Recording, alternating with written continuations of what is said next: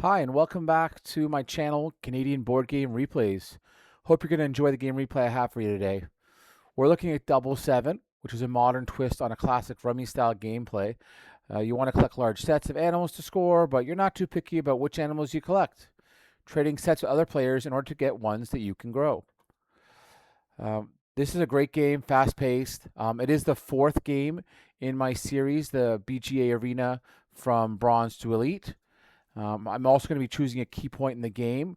I think it's at like the 16-second mark, and we'll ask you to pause the video and make a comment to indicate how you think I should proceed at that point. Please take the 1 minute to make a comment and help me engage with you, my YouTube viewers and subscribers. And then you get to see at the end when you hit play if you pick the right choice. So please go ahead and do that. So we're in our bronze to silver stage. Let me just show you what that looks like. So you can see here, this is the game that's at the top of the screen there. So this is the last game I play in bronze, and I get enough points to get into silver. So spoiler alert, I win. This is the last one in this screenshot.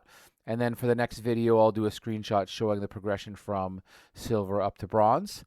And then we'll go, from silver to gold.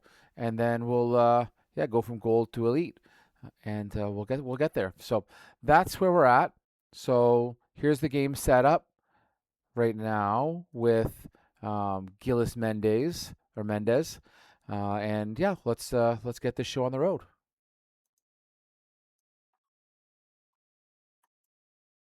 So getting the game started here.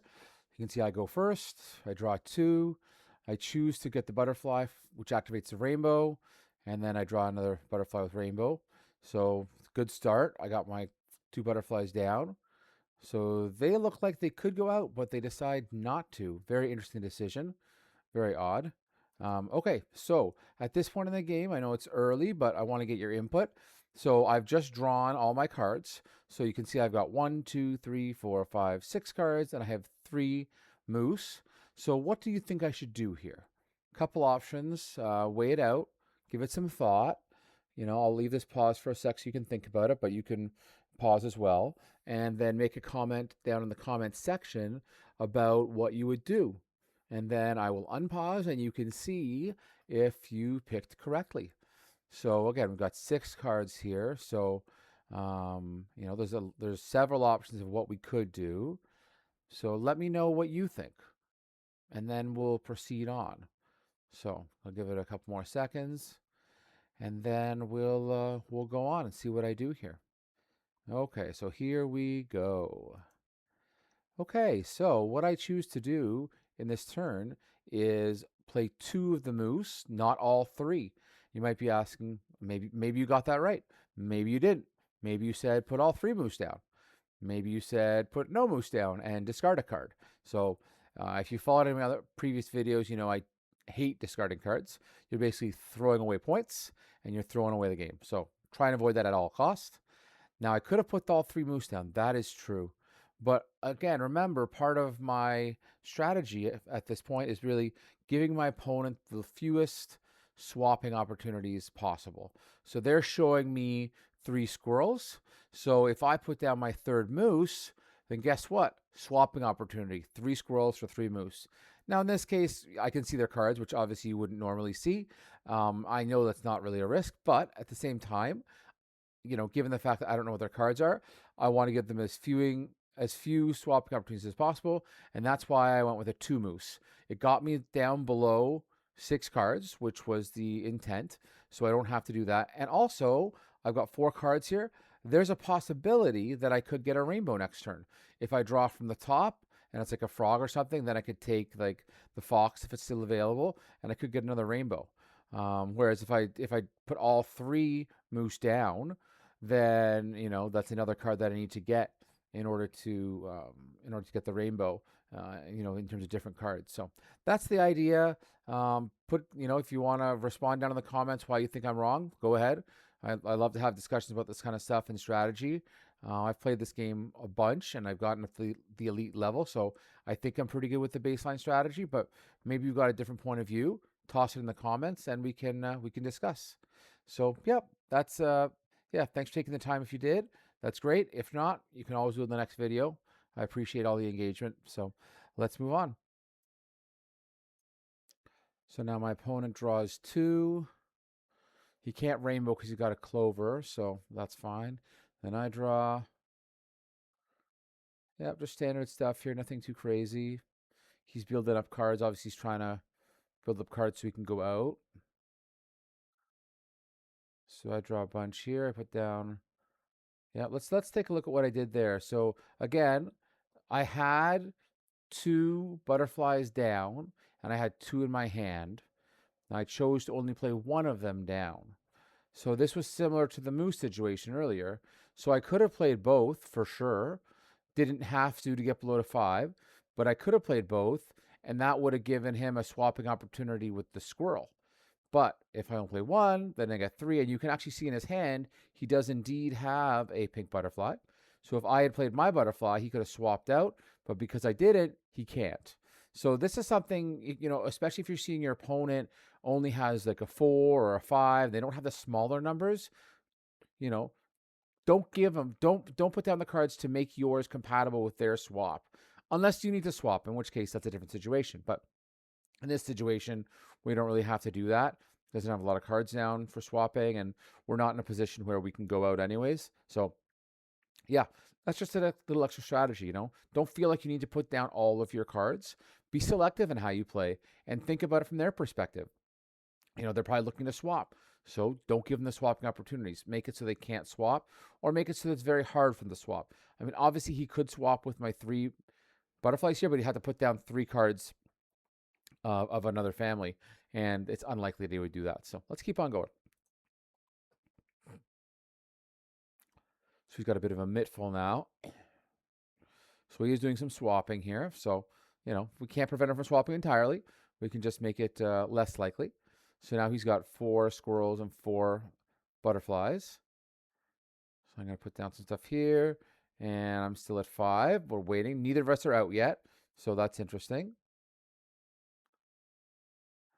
So he's got 2 5s. So again, you know, some people take the strategy from what I've seen where they work on building up their 5s because they want to get to 7s, right? So they're holding back on other stuff to get there. Based on my experience, it's not normally a winning strategy just because you don't have the 2s and 3s in order to swap. And the swapping is a pretty important part of the game to get down to 0 cards in your hand. And as you know, my opinion on this is getting down to 0 cards in your hand is kind of the most important thing that you can do here. So, yeah, interesting. Let's keep on going. All right, so let's take a look at my hand now and see if I've got the ability to go out. So what I normally look for when I'm looking at that is, say, you know, between myself down and my opponent down, do we have all the cards that I have in my hand, or can I play them down? So if we look at it, so left, squirrel, yep, we have that one. We have 2 blues, so those can go independently. Moose, yep. Swan, yep. Pink, yep. Bunny, yep. So there's a possibility of maybe going out here. But the problem is I got to get to 5s to swap out those 2, and I don't think I can do that. So probably won't be going out this turn, but the potential is getting there. So let's see what I do here. So, okay. Yeah, so as I predicted, I got stuck with the beaver and the butterfly.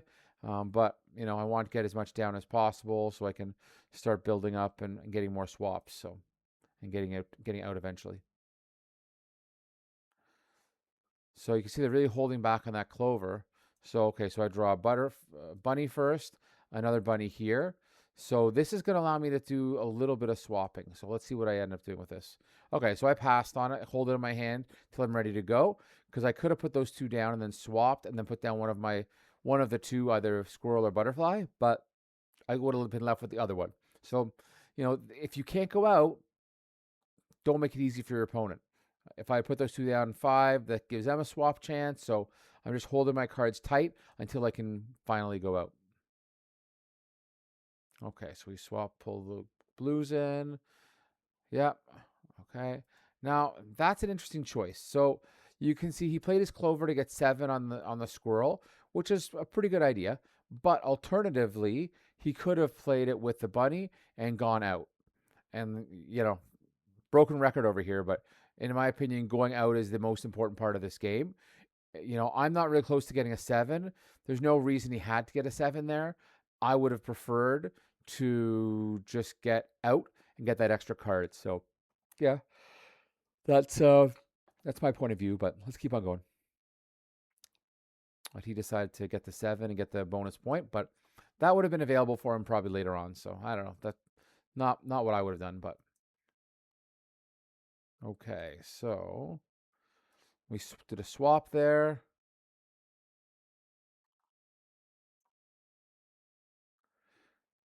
Okay, after all that, I managed to go out.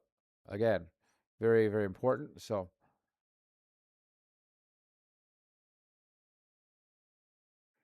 and I managed to get my 7 as well. So now I'm pretty far ahead. Look, I've got 21 to their 17, 4-point lead, pretty good. If I can expand a little more, then I should be able to pull off a win here. Okay, so he's going out. So this is going to be it. Now this is, and I think I mentioned this in my last game. I'm just going to pause it here. So this is again something that's really contentious currently in the game. It's going through the forums in terms of how the game ends. Now, I don't remember who went first here, but regardless, the way it works at the end of the game is once someone has 2 7s and then they get the double 7, the +2, the next player always gets a turn. So I know I said this last in game 3 of the series, but I'm just going to say it again, just a bit of a rant on this one. So if I had gone first, for example, and then they go out like they did, I'm actually getting an additional turn to them, which doesn't really seem the most equitable in my humble opinion. I don't know who went first this time. I don't remember. But if I did go first, then I get an extra turn. And now you can see, so he's basically finished his turn. They're only up by 2 points. So basically, if I can draw 3 and put them all down, I win. So they're not in the greatest position. Again, going for the 7s. I know it's called it's 7s in the name, but it's not necessarily the best winning strategy. If he could have gone out and held back and gotten up a couple points, would have been better off. So let's see how the game ends off here. And we know I win, but let's see how I win here. So pretty straightforward. I drew 3 cards, and I put 3 cards down, which is 3 points for the win. So 1 by 1. Find there's a lot of like single point victories that happen in this game. So yeah, that's it. So thanks again for watching. I will be putting more content as we move from silver to gold and then gold to elite.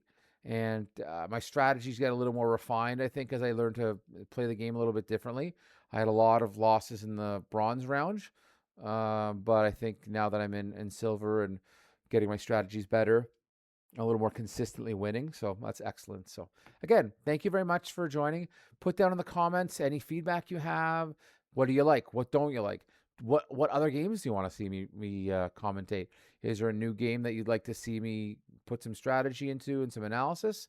I love to do that for you guys. And I hope you had a good time. And like and subscribe if you haven't already. I'd like to get that subscriber count up. I think as at the time of this posting, I'm at like 43. So, I climb a couple every week here or there. I don't think I've had anyone drop out, although it might have happened one or two.